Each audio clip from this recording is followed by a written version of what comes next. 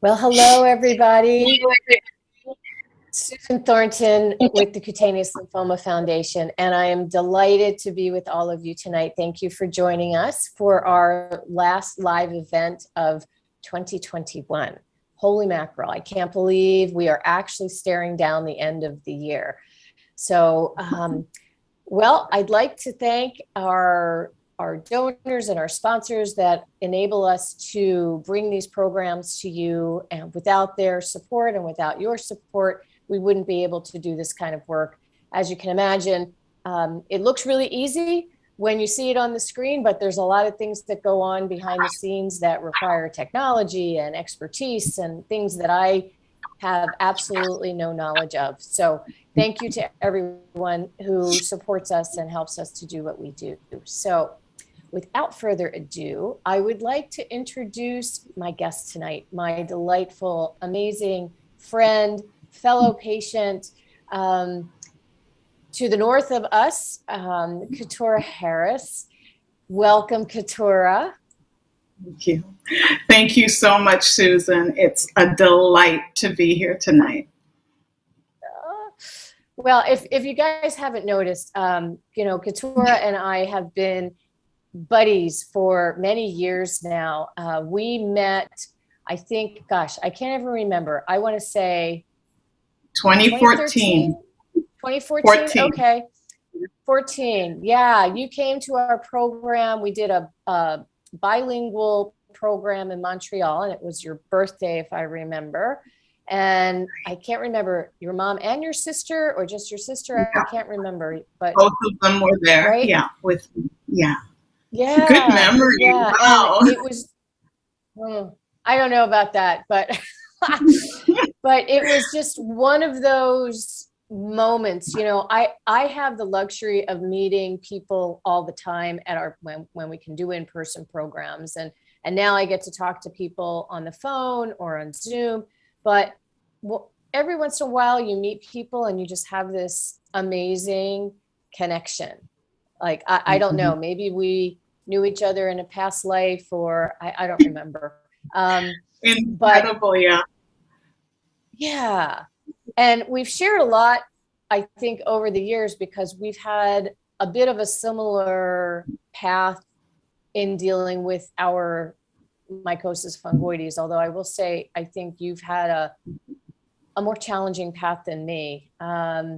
So maybe let's start there. We're just going to have a conversation tonight, folks. I think, at least from my perspective and when I've had the privilege of getting to know Keturah, her outlook, how she's managed and dealt with her disease over the course of many, many years and challenges, is really inspiring. And I am just so delighted that we can bring Keturah to all of you tonight.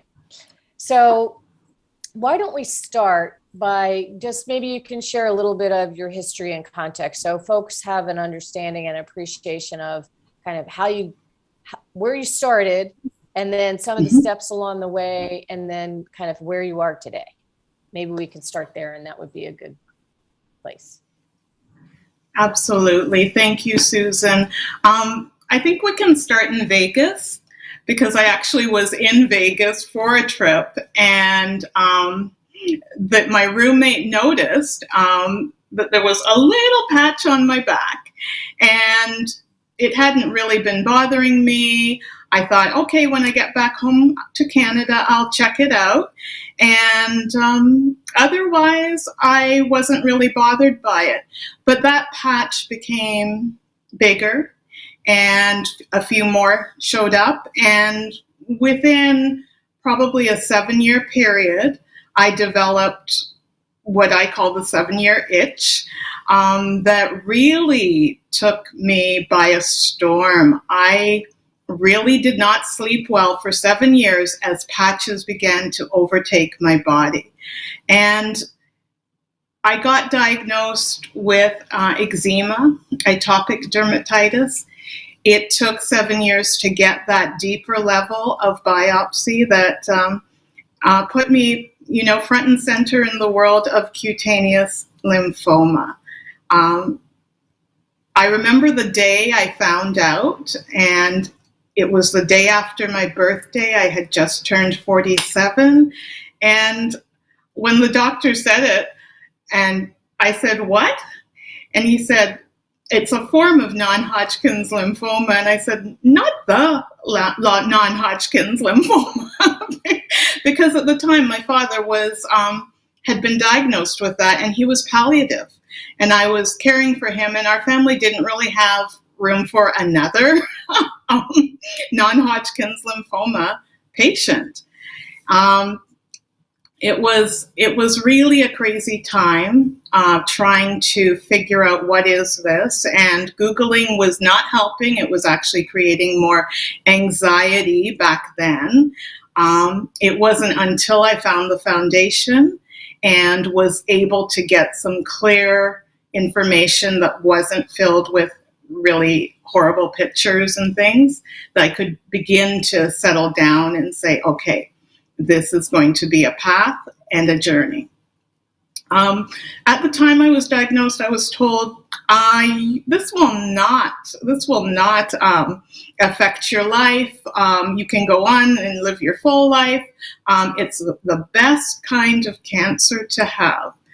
And I believed that initially, but it turned out, Susan, it wasn't that great a cancer to have. It became a real torment. And by the time my father passed in 2014, my family was actually planning 2 funerals, one for him and one for me, because my immune system tanked really, really quickly.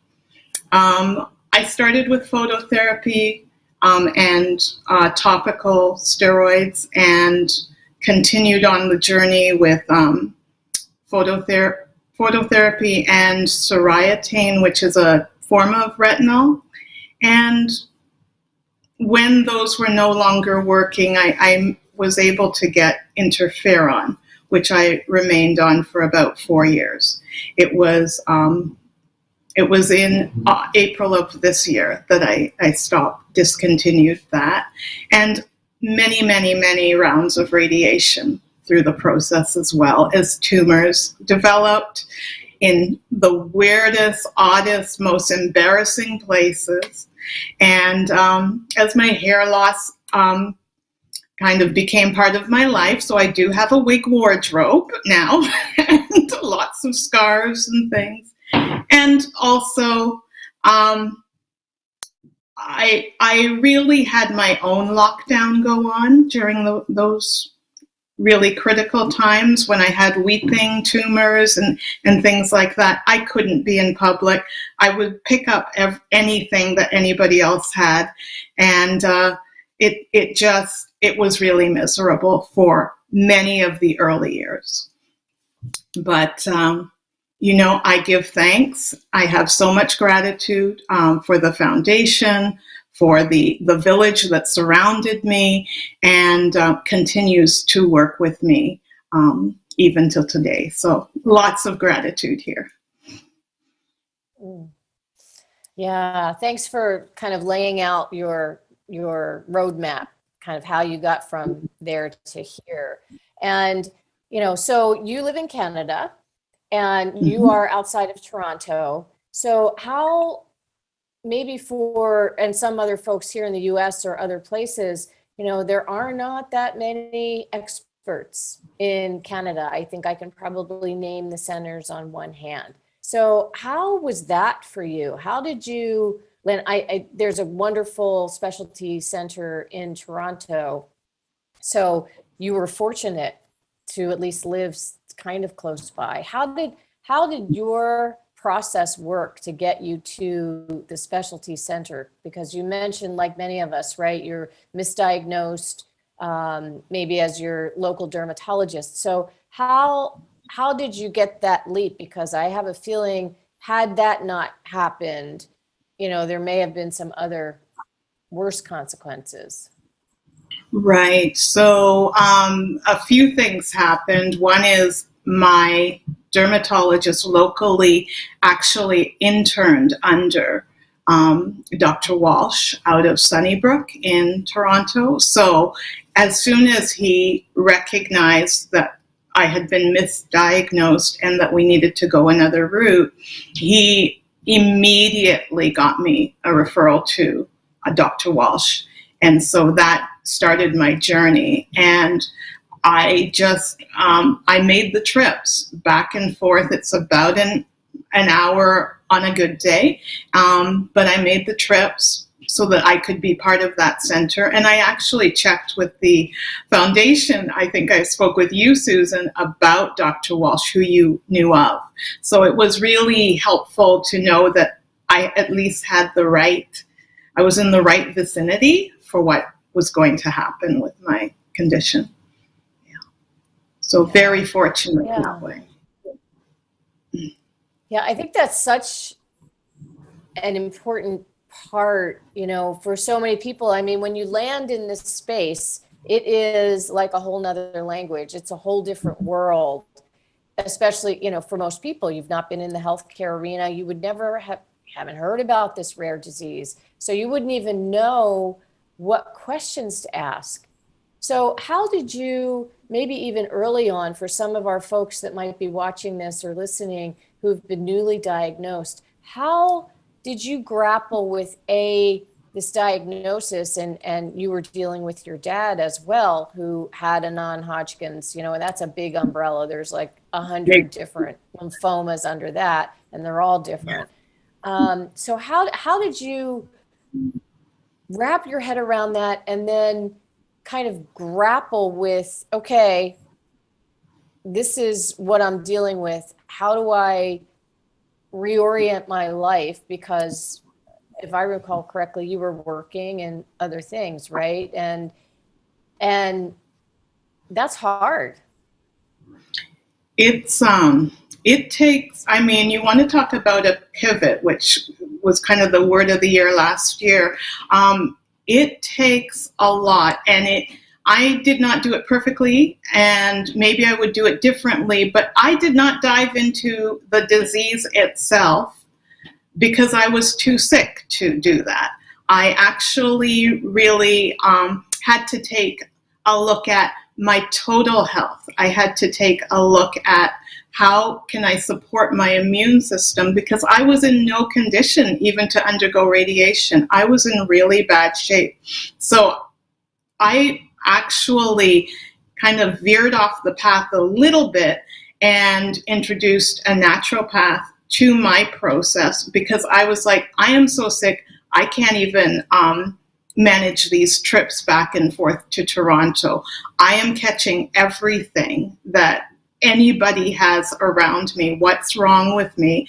I need to be fixed. I was weak. I was tired.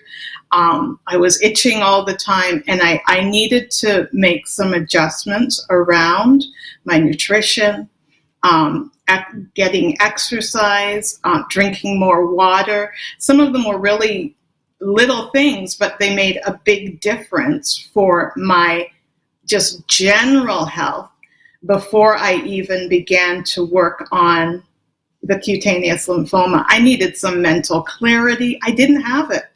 I was burnt out. I was really burnt out. So I don't know that my path was the one that I would recommend to someone in terms of not diving deep into the disease itself, but I needed to be more than my disease. I needed to be a body, mind, and spirit in need of some support. So I think, Susan, I had to get my emotional immune system in order before I could begin to get the clarity needed to really, let's push forward on this. Let's ask more questions. Let's, do the deep dive, go to the conference that you held in Montreal. I wasn't ready initially. It took me about 8 months, 9 months to get ready for that and to really kind of move into acceptance. This is cancer. It's not going to go away like anytime soon. My family would talk, oh, can't you be cured? Can't you be cured? Because we're used to acute episodes of illness. And it was just my dad's experience that really put us, somewhere else. But yeah, as the commentator said, yeah, I thought I was dying. The funeral was being planned. I couldn't take on the fullness of cutaneous lymphoma until I dealt with some baseline health issues. And I really do recommend that. I have an acrostic for hope, and the H is health. Focus on total health. You are more than your disease. Focus on your total health mentally. And at that time, I did reach out to a therapist. Physically, like in every aspect, even financially, getting a real picture of where am I at? What might I be able to afford or not afford? Will I be able to continue working? Grappling with some really tough life issues and learning that sometimes we won't have all the answers, but we know that we can ask the question, keep on asking the questions anyway. So yeah, not a perfect entrance into cutaneous lymphoma. I was too sick to do that. Yeah, I don't know that there's a perfect entrance. I think you and I share that holistic view, right? And I think that helped me as well. But I also think you bring up a really good point, and something I'm not sure we talk a lot about, and maybe a lot of other people have this experience as well. But I know for me, it takes time to, and your point about dealing with the emotional impact, there's all these other facets, and I don't think it matters what your disease state is. If you are early stage, 1 patch, 2 patches, or like your disease had progressed. For me, I started early stage and my disease progressed very slowly over the course of a 6 or 7 year window. But it really wrecks with your head. And I think your point about that emotional component, I love all the clinicians in our field, but they're all so busy and they're used to seeing this disease. And I think it's hard for them to walk backwards to what it might be like to a newly diagnosed person who this kind of comes out of the blue. And not only is it a cancer when you probably thought you were dealing with a skin condition, but B, it's not curable. You can't like bring out the big guns and like get rid of it. Because I remember sitting in front of my specialist when I finally got there. I'm like, all right, I'm 31 years old. I'm working full time. I need my insurance. What do you got for me? I'm going to do everything. Let's get rid of this, and I'm going to move to the other side. And he's like, no, and did the line, right? Well, you'll probably die with this and not from it. And for me, because I just had a patch around my waist, you'll probably be fine. And it's like almost not a big deal. But I, to this day, have it was May 2nd. It was my brother's birthday. My mom was with me. I had the snapshot in my head of sitting with my mom in front of my physician. My brother was doing a professional presentation, happened to be in the city that day for some weird reason. And we met him for lunch after his presentation and after this news. And we didn't even talk about it because I had no emotional capacity. And I don't think my mom had it either. Like, we didn't talk about it. Right. And someone said, it is a dark place, and it really doesn't matter. Again, I don't think it matters what your actual disease state is. It's hard. And you wouldn't know, like, right. And I mean, back in the day, there was no, it was pre-internet for me. So there wasn't, and there was no foundation and there was nowhere to go. And I was handed a Wow. scientific paper and I was like, yeah, right. I don't understand any of this stuff. Right. But even today, people don't necessarily find us or know, if you've not been in a health crisis and know that there are organizations or other people out there that will offer you help, you don't even know to look. Yeah, absolutely. I don't even know how you did it, Susan, without the resources that are now available and the foundation. Like, I don't think I would be here, because there's such an alone feeling that can come with this particular condition. Whether it is that you have to be alone because you've got weeping tumors, or whether it is, you're so psychologically devastated that you don't want to reach out. You don't want to be around people. And for me, the added component of my immunity being so compromised that I couldn't be around anyone, really. And I was wearing masks long before COVID, when I would go out in public. So, yeah. I don't know how you're a miracle. You're a miracle. Wow. Well, that's true. I will agree with you on that one from so many angles, but I think, yeah, for me, there was a requirement to figure out, well, if this is this disease, what do I have within my control? Probably similar to what you did as well. Love Dr. Rook at UPenn. Good man. It's a good group.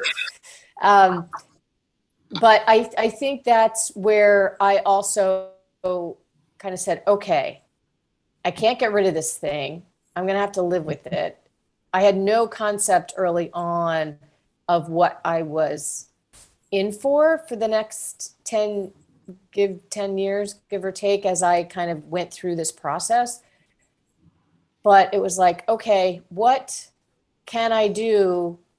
And no one was really talking about nutrition or building up your immune system or anything back in the early 90s. I mean, that I was seen as a little bit of a rogue patient. But I think there's something that we have some inner guidance sometimes that we don't necessarily always think is valid, but I think if we listen to those voices that say, hey, maybe you should take a look at your diet, or you're not getting quite as much exercise, or how about sleep, or is your job way too stressful, right? So I think that's all part of this. It's the disease itself, but then there's the rest of you and the rest of your circumstances that all of a sudden also, at least in my experience, came to the surface for me to look at and say, yeah, well, probably haven't been taking too good care of myself. So maybe I should think about that. And do a little research, change. Not easy by any stretch of the imagination, right? Kind of. It's so not easy, but like for me, I had been on a health journey for most of my life. It was some part of our kind of religious practice.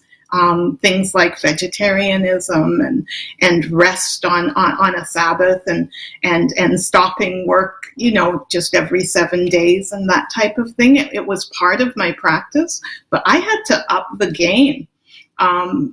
I really had to kind of unpack everything. And you talk about, we are more than a body. We're a mind and we're a spirit, and we live in environments. And I had to take a look at my total environment, my home environment, my work environment, the communities that I was connected to, all of that, it became an audit.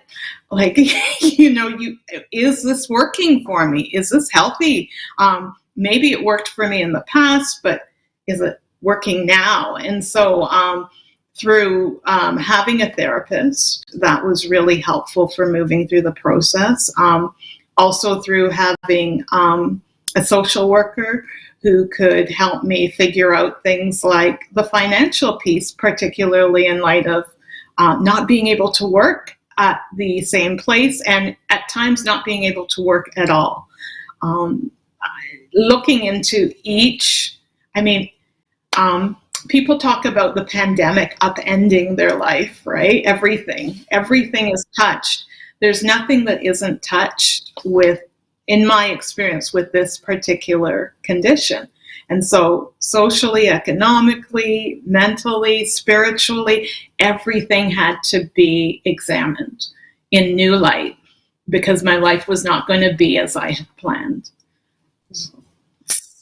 Yeah, I think that, I will say, I've been in this journey for 30 years now, and I'm still uncovering those things, right? Yeah. There's still pieces. I reflect on how it was very good for me. My personality was, okay, you want me to roll the boulder up the hill, I'm going to do it come hell or high water, right? But there's a downside to that has taken me a long time to kind of work through. And for me, not asking for help and support, I think you did a much better job. I think I suffered alone and loneliness and a lot of dark days because I was afraid to show that I couldn't handle it. Like I was afraid. I was really afraid. And,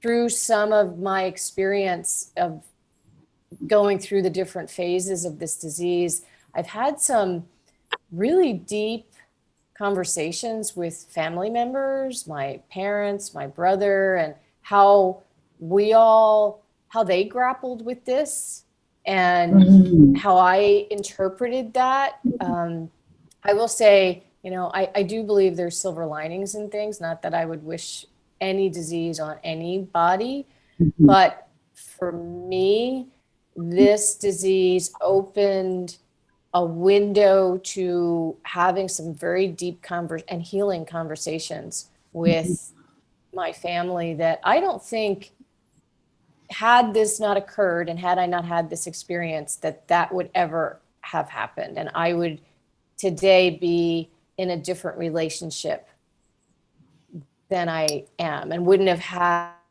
had such a deeper connection. That is yeah. So true. So true. There's nothing like staring at your death to get you talking about the things that matter with life. And Susan, I hear you on that.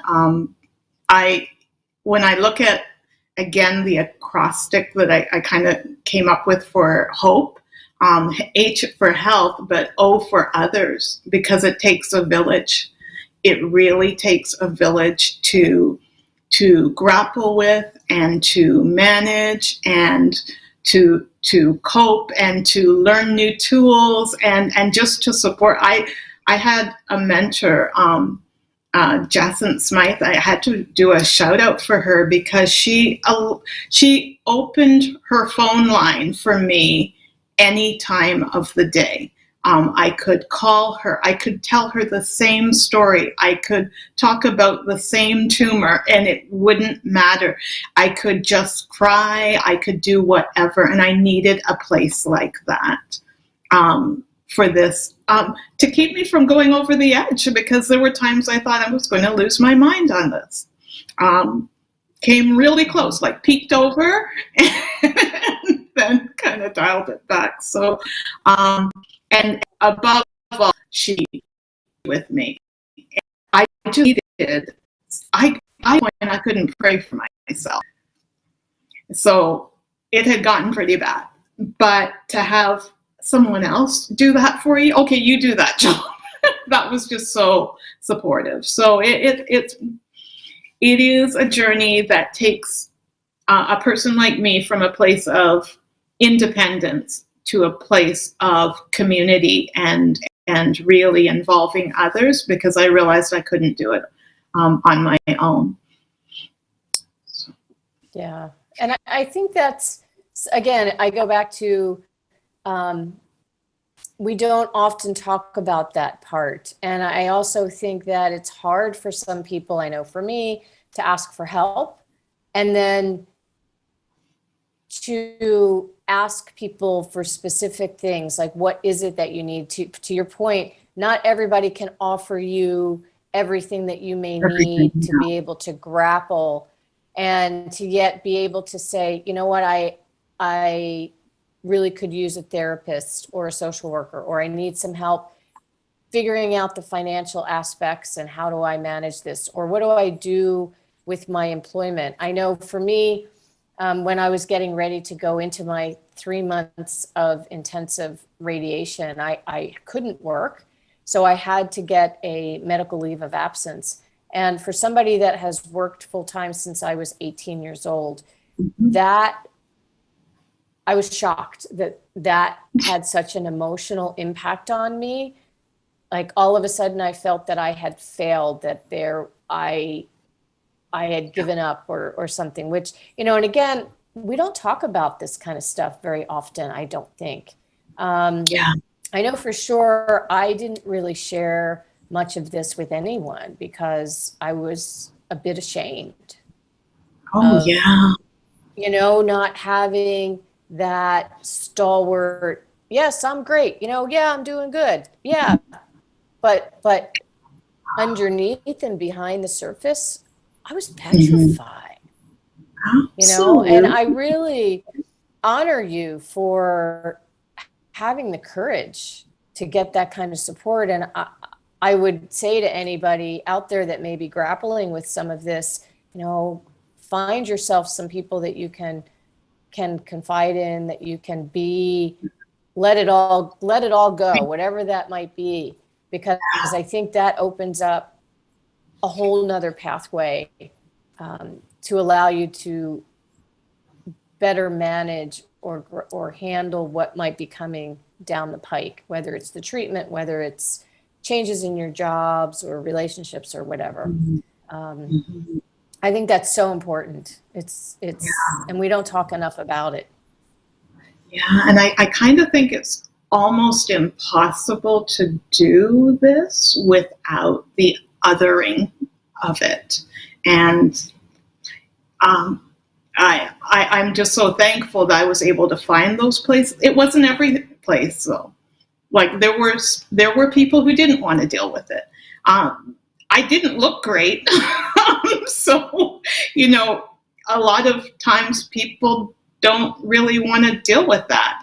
And, or, you know, emotionally, I may not have been in the best place. So it's not everybody who can deal with it. And some of the people I thought, you know, might be alongside weren't able to, you know, they had things happening in their life. So it's really choosing and discerning, you know, your village people. So yeah, I like that. That's like no YMCA. Okay, MCA. I won't sing now. The village people, right? We all need our village people. Yeah. So you talk about yourself as being an encourager. I love that word. So can you just share with us a little bit about that? What does that encompass? How do you think of that? And how did you get to that place? I think I was born that way. I've always been interested in other people's business and in helping them come to, you know, solutions around that. So my whole kind of career trajectory has been around consulting and coaching and counseling. And I've also been heavily involved in ministry. And so as a choir director and a drama coach and involved in different worship leading and things like that, I've always been about facilitating better atmospheres, better outcomes. So it actually was a group of clients who named my business Catalyst Consulting because they felt that's what I do. When I show up, I encourage. And so it's not a title I take lightly because it's other people who are saying, that's the impact you have on us, Keturah, whether in the marketplace or in the worship room. That's the impact. So I have written in the genre of inspirational, and again, the feedback has been about encouragement. So it's what I do. I had the privilege in preparing for this, looking back at some wonderful emails from the young lady you introduced me to through the foundation. And unfortunately, her outcome was not great, and she is no longer here. She passed in 2017. But what I can say is that there was so much encouragement infused into those 50 pages of different emails. And it wasn't only me infusing it, it came back to me because it really helped her in grappling with what was happening with her body, in her body, and her family till today. They are in touch with me, and they are so grateful that we were able to mutually encourage each other through really hard stuff. And even when the outcome isn't great, we still held hope, So I'm grateful to be gifted with that, and I hope that that's my impact even tonight.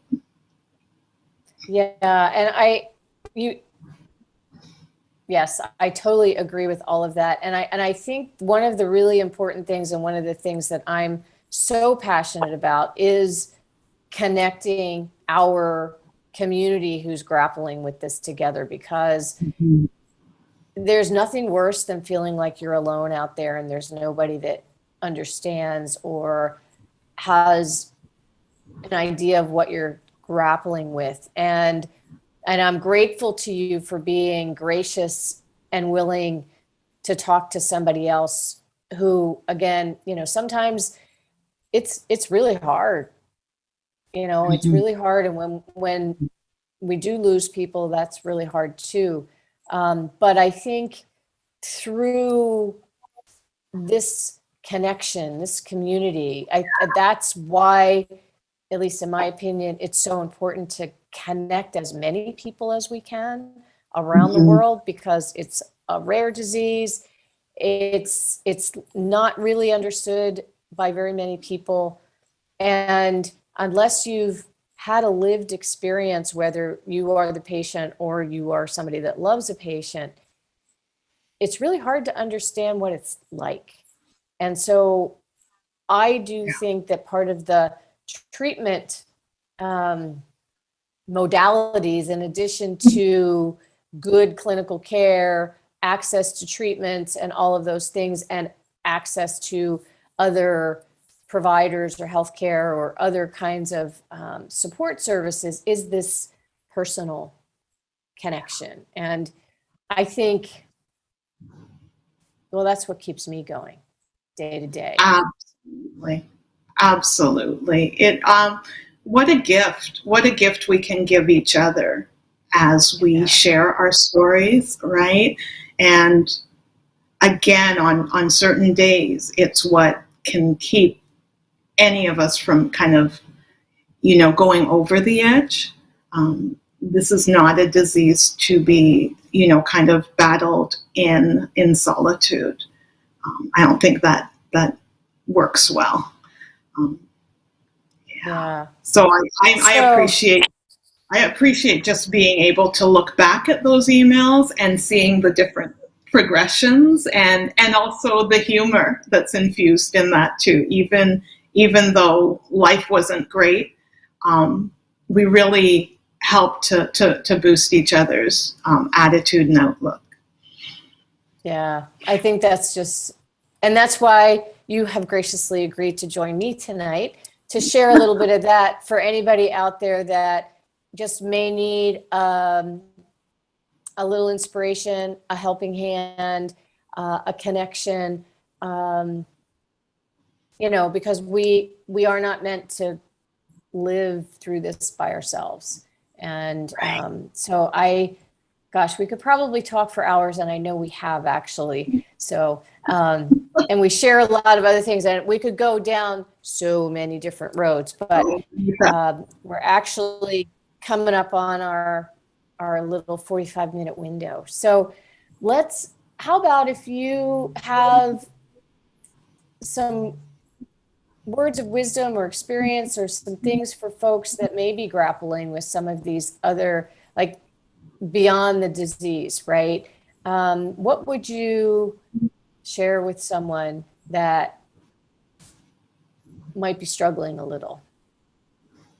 Sure. And I think about both the patient and the caregivers, because I think everybody kind of struggles with it. So my little acrostic, hope, I kind of broke it down into H being for health, and we've talked about that, the total health picture, and recognizing that we're more than just our disease. O standing for other and involving others and becoming village people, which I think is so important. P for the push. And I had a doctor tell me, Keturah, you're going to go on a journey, but I want you to push. Push for answers. Push for coverage, insurance coverage, funding. Push for more information, and push for connectivity to others with your condition.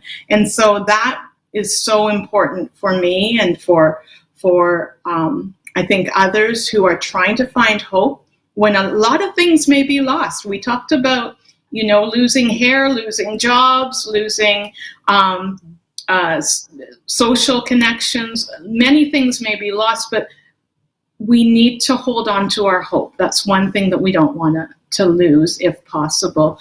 And then the E is for explore, and exploring different modalities, exploring ways in which we can actually deepen our soul care, whatever that might look like, our faith, practices like yoga or meditation or prayer, things that bring us to a place of stillness so that we can get to a place of serenity. Because when they put that bolus over your head for radiation and you're bolted to a table, you're going to need a place of peace inside of you to access that place in order to really calm yourself into healing.